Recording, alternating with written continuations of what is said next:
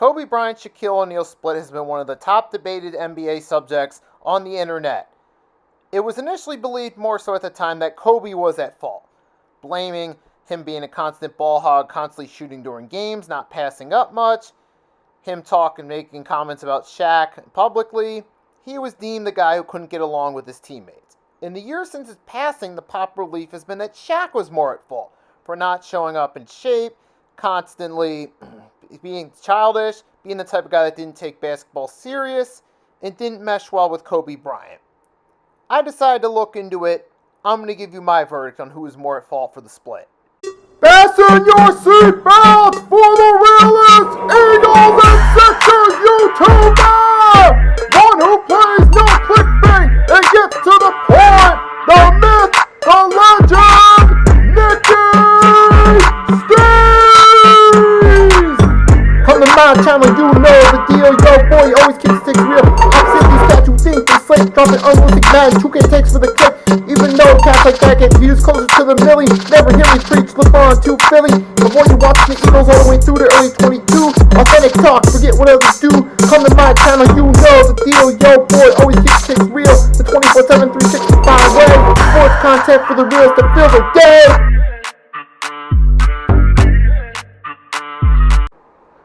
The Kobe Bryant Shaquille O'Neal partnership as NBA teammates is one of the more infamous in NBA history. During their tenure as teammates, starting in 1996 when Shaquille O'Neal joined the Los Angeles Lakers in free agency, and Kobe Bryant who was initially drafted by the Charlotte Hornets, traded to the Lakers draft night. They started as teammates then and ran all the way to 2004, in about 8 full calendar years as teammates. During that time period, they were one of the most successful in their mid-stretch and in the end dysfunctional 1-2 duos in NBA history. They won 3 championships back-to-back-to-back, 2000, 2001, and 2002. Then around 2003, they started to become a dysfunctional team 1-2 duo, starting with the 0-3 loss to the San Antonio Spurs. Then, during the offseason, there was the big Kobe scandal. The relationship between them as teammates got more rocky, eventually culminating in the summer of 2004 with this trade with the Miami Heat, fresh off a great rookie season from Dwayne Wade, looking to become championship contenders right away, traded some of their role players to the Lakers for Shaquille O'Neal, which did pay off in 2006 with them winning a championship. But we talk about the split between them. Who was more at fault? Some believe it was more so Kobe Bryant's fault. Some more so believe it's Shaquille O'Neal's fault. I'm going to look at it from both sides. Now, the narratives that blame Kobe for this say that it started with the whole sexual assault scandal in the summer of 2003. He went to Colorado to have surgery. It played out in a whole legal issue. Eventually, Kobe was found not guilty. The case was dismissed. And based off the evidence, most of the public gave him the benefit of the doubt and no longer held it against him. But also during that time period, there was a deal where Kobe was being questioned by law enforcement, had a poor choice in judgment, and he ratted out Shaq's personal life for being an adulterer. This obviously continued the rift between them. But it was also believed that Kobe was very egotistical, which, the truth is, all the star players have an ego. Kobe Bryant did have an ego just like any other star player. Michael Jordan, LeBron James, Shaquille O'Neal, so on and so forth. All these star players who get treated like kings and queens, regardless of what sport, have an ego to some degree. But back to Kobe. The argument was he was too much of a ball hog. He would constantly shoot the ball, constantly shoot, and that he wasn't very sociable as a teammate. Now, in the time since the split, we've seen a bigger sample size of Kobe's career post-Shaq. We know there were some incidents where he got on teammates in practice. Some people feel it was deserving. Some felt that it was that he had a right to feel a certain way, but went too far with it. Mush Parker being one example a few years after the split. So there was a history of Kobe getting heated with teammates, whether you feel it's justified or not. So you could say that plays a role in it. And Kobe wasn't always the most sociable teammate in the world either. We know about this. We've heard stories about it since then. And Kobe was kind of like the outcast of the locker room with the way he went about his business. He didn't really go to the clubs like a lot of NBA star players did. He was more of a loner, and that may have played a role. And Kobe also had the reputation of being a guy who had no friends, meaning he's not a good teammate to play with. So some of that comes into consideration. But particularly with the split, the way he played in that finals where he was dreadful shooting and he kept shooting and kept shooting. He wouldn't pass up the ball. He wouldn't communicate with Shaq.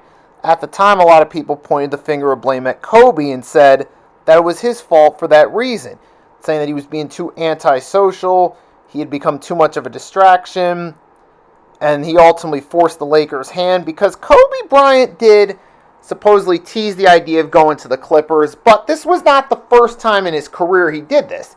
This happened again later where he teased going to the Bulls in the summer of '07, before eventually the Lakers traded for Pau Gasol in January 2008. So there was a trend of Kobe kind of holding the Lakers front office, kind of playing bait with them, teasing the idea of wanting to be traded. He did say in the summer of '03 that he wasn't going to renew his contract and try free agency.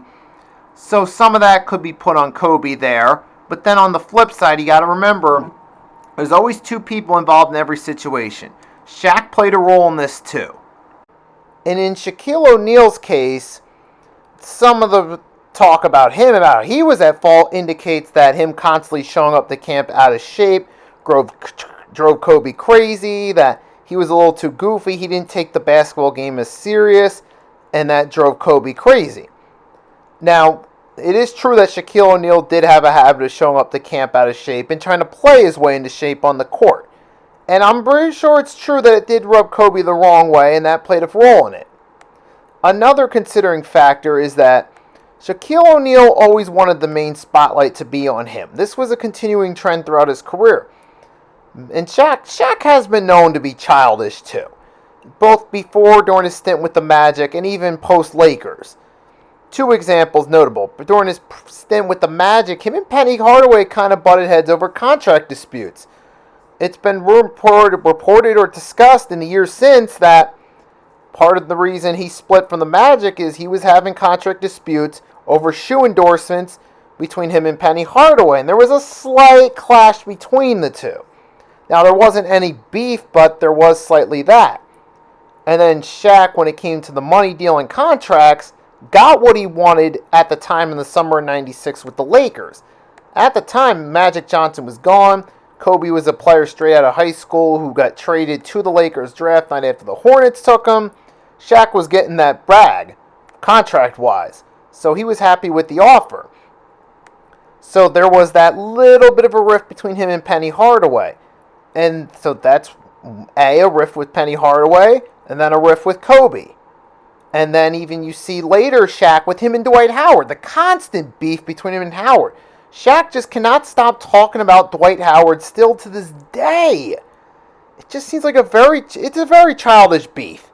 Him constantly talking about, saying that Dwight Howard isn't a Hall of Famer, clowning Dwight Howard at a three-point contest overseas by laughing at the highlights of his performance.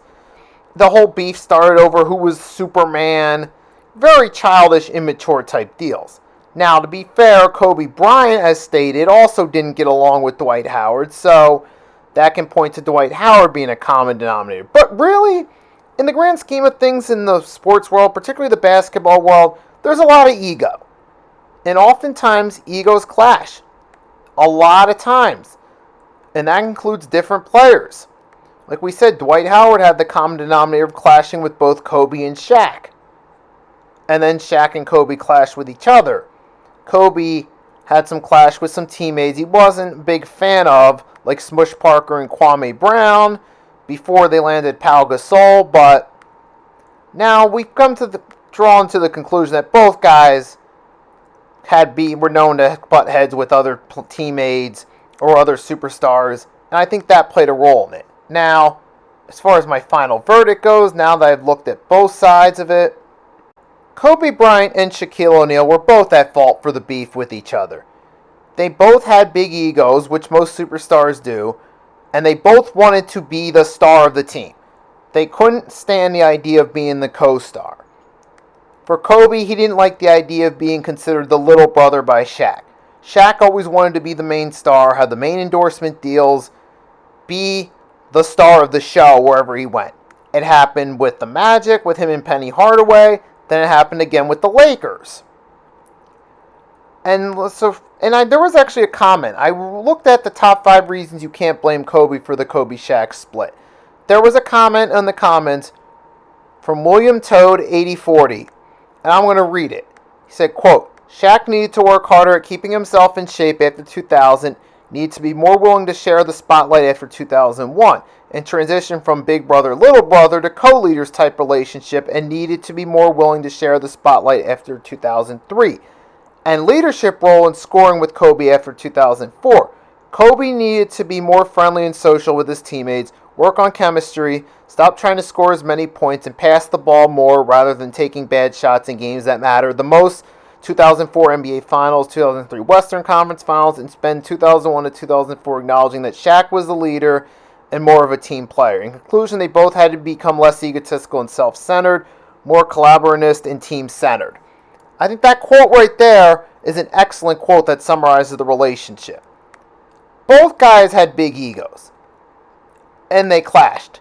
As far as the big brother, little brother relationship, there was ego from both sides involved in that one. Shaq's part of it being he looked at a big brother, little brother, because that painted in his mind the idea of he's the leader. He's the alpha dog on this team. Kobe didn't like that idea of being viewed as the little brother because he's like, no, I'm the leader. I'm the alpha dog. In credit to Williams' comment, it should have been more of a co-leader relationship. If you're going to use a fictional example like Mace Windu and Yoda in Star Wars on the Jedi Council, it should have been more that type of relationship, not a big brother, little brother, I'm the alpha dog. They should have been the co-leaders in that locker room. But unfortunately, both guys wanted to be the lead guy. And they both took shots at the other verbally, and it played a role in the team's chemistry falling apart. There was also the factor of 2004.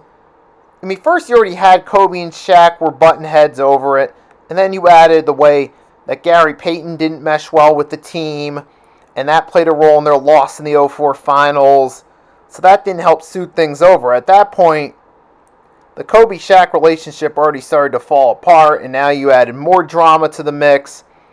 It was time to just blow it up. They had to choose between Kobe and Shaq. They went with Kobe, being that he was the younger player. They knew there was more long-term mileage with him, and ultimately it did pay off in 2008 with him and Pau Gasol becoming teammates.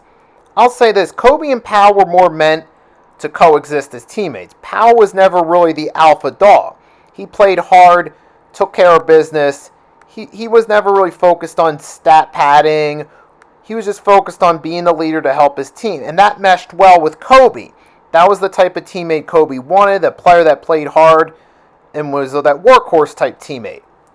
Whereas with Shaq, he was more the alpha dog teammate, which is what Kobe was. That's ultimately why they didn't split. You can only have one alpha dog in an NBA locker room or basketball team, period. We saw it happen with the Lakers, with the AD, LeBron, Russell Westbrook, too many alphas trying to lead. And that didn't work out. So ultimately it became a matter of both guys wanting to be the guy, wanting to be the star of the team, and it just wasn't going to work in the long term.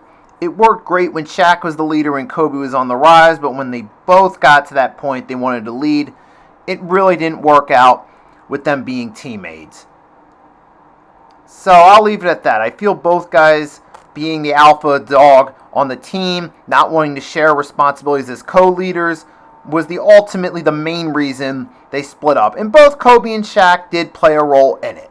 So that's my conclusion there. You guys comment, let me know what you think. Who you think's at fault for it more? Or do you think they're both kind of evenly at fault? Let me know in the comments. Also, make sure to drop a like and subscribe. Every other Thursday, I'm going to be uploading one of these videos, sports, giving my take on popular sports subjects and popular debates. So with that being said, that's all I got for you for this one. Your boy Snicky Steve signing off. Catch you next time.